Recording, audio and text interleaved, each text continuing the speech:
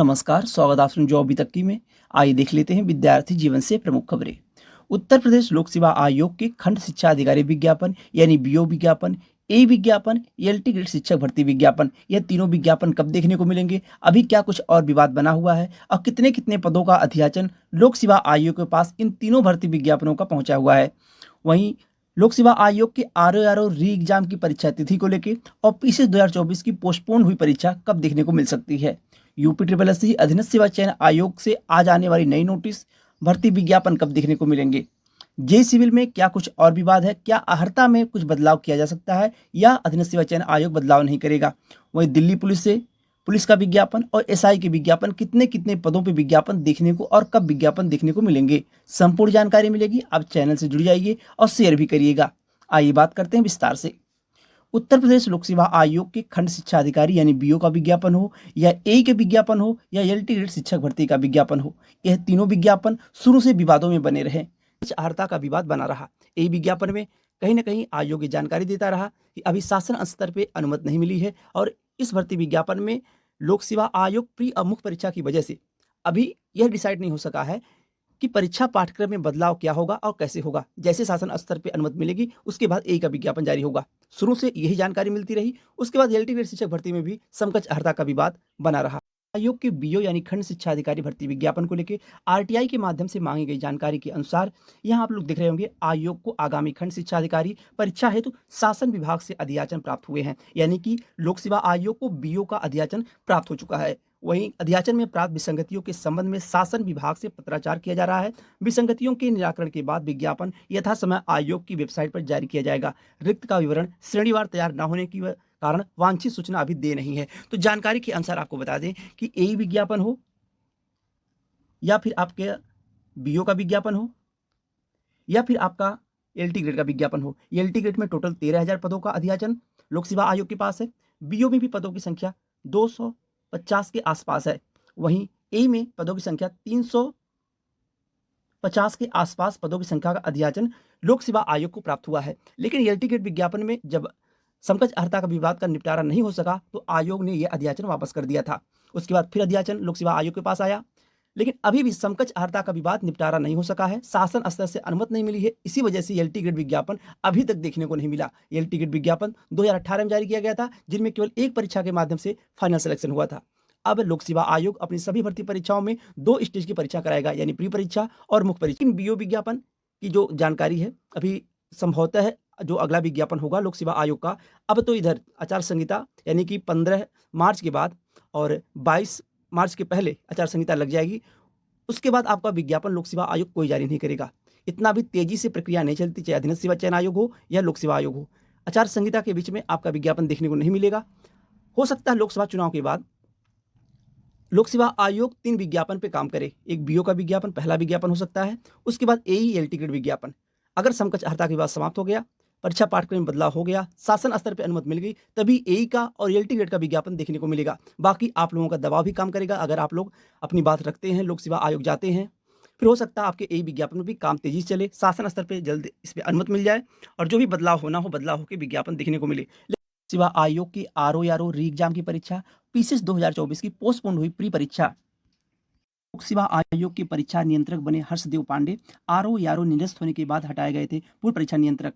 प्रयागराज के एसडीएम प्रशासन रहे हर्षदेव पांडे को उत्तर प्रदेश लोक सेवा आयोग के परीक्षा नियंत्रक की जिम्मेदारी दे दी गई है। उन्होंने बुधवार को आयोग में कार्यभार ग्रहण भी कर लिया है।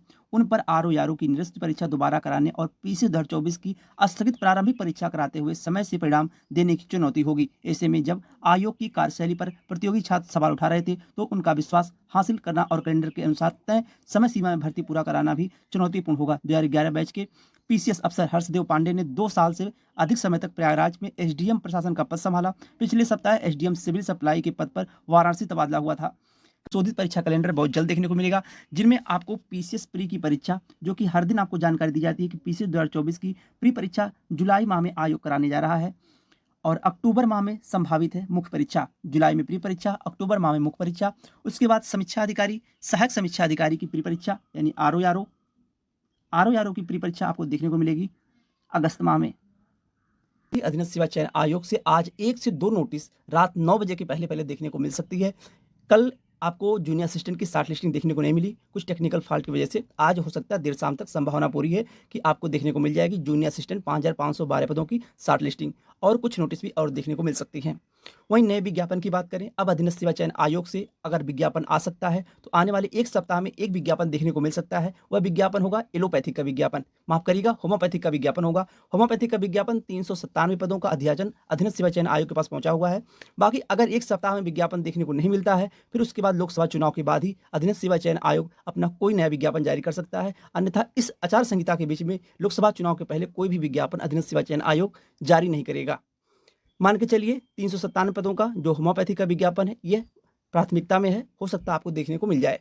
बाकी सिंपल ग्रेजुएशन पे यानी ग्रेजुएशन स्तर पे अगर देखा जाए पीटी 23 के स्कोर कार्ड से आपको विज्ञापन देखने को लोकसभा चुनाव के बाद ही मिलेंगे। वहीं अधीनस्थ सेवा चयन आयोग के जेई सिविल विज्ञापन अभी आवेदन स्टार्ट नहीं हुआ, लेकिन जिस दिन से विज्ञापन जारी हुआ है उसी दिन से एक नया विवाद देखने को मिल रहा है। पहला विवाद था पीटी 23 के स्कोर कार्ड से विज्ञापन जारी हुआ तो पीटी 22 वाले जो लोग पीटी 23 नहीं दिए हैं वह लोग भी मांग कर रहे थे, लेकिन अधीनस्थ सेवा चयन आयोग ने स्पष्ट कर दिया कि पीटी 23 के स्कोर कार्ड से जेई सिविल का विज्ञापन जारी हुआ है तो पीटी 23 वाले ही आवेदन कर सकते हैं। पीटी 22 वालों को आवेदन करने का मौका आयोग नहीं देगा। जो लोग पीटी 23 नहीं दिए हैं उन लोगों को इस भर्ती परीक्षा में आवेदन करने का मौका अधीनस्थ सेवा चयन आयोग नहीं देगा, यह तो स्पष्ट कर दिया है। लेकिन दूसरा विवाद बन गया अहर्ता को लेकर। बीटेक वालों का मानना है कि अदर स्टेट में बीटेक वालों को एलिजिबल किया गया है, तो क्या अधीनस्थ सेवा चयन आयोग उत्तर प्रदेश में बीटेक वालों को आखिर क्यों एलिजिबल नहीं करेगा। धरना दे रहे अभ्यर्थियों ने अहर्ता में बदलाव करने का लगाया आरोप। उत्तर प्रदेश अधीनस्थ सेवा चयन आयोग की जूनियर इंजीनियर भर्ती का अंतिम परिणाम जारी करने और नियुक्ति मांग को लेकर बीती 26 नवंबर से धरना दे रहे अभ्यर्थियों ने अहर्ता में बदलाव करने की साजिश का आरोप लगाया। इको गार्डन में चल रहे धरने में शामिल जेई अभ्यर्थी मयूर वर्मा ने बताया कि आयोग ने 2847 पदों पर अवर अभियंता की भर्ती का विज्ञापन निकाला, जिसमें अहर्ता के बदलाव के लिए कुछ संगठन कोचिंग संस्थानों के साथ मिलकर षड्यंत्र रच रहे हैं। कहा कि डिप्लोमा अभ्यर्थी 15 मार्च को संबंधित अधिकारियों को इस संबंध में ज्ञापन देकर अपना विरोध दर्ज कराया। वहीं इसके विरोध में डिप्लोमाधारी अभ्यर्थी भी उतर आए। बुधवार को उन्होंने सोशल मीडिया प्लेटफॉर्म पर एक्स पर UP JE only for diploma को ट्रेंड किया। अब कहने वाली बात यह है कि अधीनस्थ सेवा चयन आयोग क्या पीटी 22 को भी अनुमति दे सकता है जो लोग आवेदन नहीं किए थे पीटी 23 में, या फिर बीटेक वालों को भी एलिजिबल कर सकता है। ये रही बात की बातें। अब डिपेंड करता है अधीनस्थ सेवा चयन आयोग पर क्या अहर्ता में बदलाव करेगा या पीटी 22 वालों को भी इस भर्ती विज्ञापन में एलिजिबल करता है। बाकी आयोग से जैसे भी कुछ अपडेट होगी आप लोगों तक जानकारी दी जाएगी। दिल्ली से पुलिस भर्ती विज्ञापन, एसआई भर्ती विज्ञापन में जो पदों की संख्या है जिसका विज्ञापन देखने को मिलने वाला है आप लोगों को, यहाँ आप लोग देख रहे होंगे दिल्ली पुलिस कांस्टेबल यानी कांस्टेबल की 9465 पदों पर विज्ञापन देखने को मिलेगा। वहीं हेड कांस्टेबल के 1201 पदों पर विज्ञापन देखने को मिलेगा। असिस्टेंट सब इंस्पेक्टर के 1320 पदों पर विज्ञापन देखने को मिलेगा और सब इंस्पेक्टर के 963 पदों पर विज्ञापन देखने को मिलेगा। यहाँ आप लोग देख रहे होंगे इंस्पेक्टर हो गया, सब इंस्पेक्टर हो गया, असिस्टेंट सब इंस्पेक्टर हो गया, हेड कांस्टेबल हो गया और कांस्टेबल के 9465 पदों पे विज्ञापन देखने को मिलेगा, लेकिन लोकसभा चुनाव के बाद ही देखने को मिलेगा। अब दिल्ली से 2 विज्ञापन या आरटीआई के माध्यम से मांगी गई जानकारी के अनुसार इतने पद खाली हैं, यह विज्ञापन इतने पदों पे देखने को मिलेगा। बाकी आप तैयारी करते रहिए और जैसी भी अपडेट होगी या यूपी SSSC अधीनस्थ सेवा चयन आयोग से आने वाले भर्ती विज्ञापन हो या लोक सेवा आयोग की भर्ती विज्ञापन परीक्षाएं हो या फिर दिल्ली पुलिस हो या अदर स्टेट से आने वाले टेक्निकल नॉन टेक्निकल भर्ती विज्ञापन की जानकारी हो, चैनल के माध्यम से सही जानकारियां देने का प्रयास किया जाता है और जैसी भी जानकारियां होंगी आप तक अपडेट दिया जाएगा। बहुत बहुत धन्यवाद। जय हिंद।